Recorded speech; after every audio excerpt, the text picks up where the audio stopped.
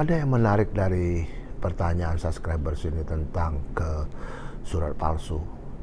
Ini yang betul-betul dialami oleh yang bersangkutan ini. Ceritanya begini, surat palsu itu apa sih Pak sebenarnya kalau di definisi maupun teorinya itu? Teori tentang kepalsuannya, falsehood, itu diperkenalkan oleh beberapa sarjana, tapi yang paling terkenal tuh Profesor Satohit Kartanegara. Beliau itu membagi dua bentuk dari surat palsu itu ya. Pertama adalah surat itu tidak ada, nggak tahu ceritanya juntrungannya dari mana, lantas jadi ada, itu palsu. Atau yang kedua, surat itu asli, keluar dari instansi yang berwenang, lantas dirubah substansinya itu menjadi palsu. Jadi ada dua bentuk.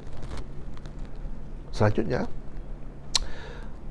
Satohit juga menguraikan ada jenisnya. Dari dua bentuk tadi ada jenisnya. Jenis pertama yang disebut dengan kepalsuan intelektual atau yang disebut dengan intelektuale falsehood. Yang kedua, formile falsehood atau kepalsuan formil. Yang ketiga yang disebut dengan substansi falsehood atau juga material falsehood. Jadi ada tiga. Nah, yang selama dalam praktek memang cuma dikenal di formil falsehood. Artinya apa? Penegak hukum mengejar tentang surat yang formil-formil tadi diajukan ke lab 4 untuk diuji apakah ini benar atau tidak dibandingkan dengan yang benar. Itu teori formil. Nah, persoalannya yang ditanyakan tuh begini Pak, apakah surat seperti halnya surat diberikan oleh instansi yang berwenang, katakanlah camat mengeluarkan surat, lantas surat itu sudah diuji di pengadilan, dinyatakan batal demi hukum. Pertanyaannya Pak, apakah surat tersebut jadi surat palsu kedudukannya? Nah ini pertanyaannya ini yang penting saya jawab. Kalau itu kejadian seperti itu, sama sekali tidak palsu, itu tetap namanya surat asli, namun tidak punya berkekuatan hukum karena dia sudah batal demi hukum. Pertanyaan berikut, apakah surat tersebut dirubah substansinya itu menjadi, atau surat tersebut berubah substansinya dengan adanya pernyataan dari putusan pengadilan batal demi hukum? Ya tidak, gitu loh. Jadi tetap asli. Saya ilustrasikan, saya buat contoh. Ibaratnya mobil tersebut mogok.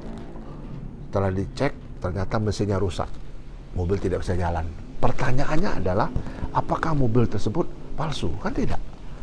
Mobil Toyota masuk bengkel, dinyatakan rusak, tidak bisa dijalankan lagi. Apakah itu palsu mobil itu jadinya? Kan tidak. Nah seperti itu.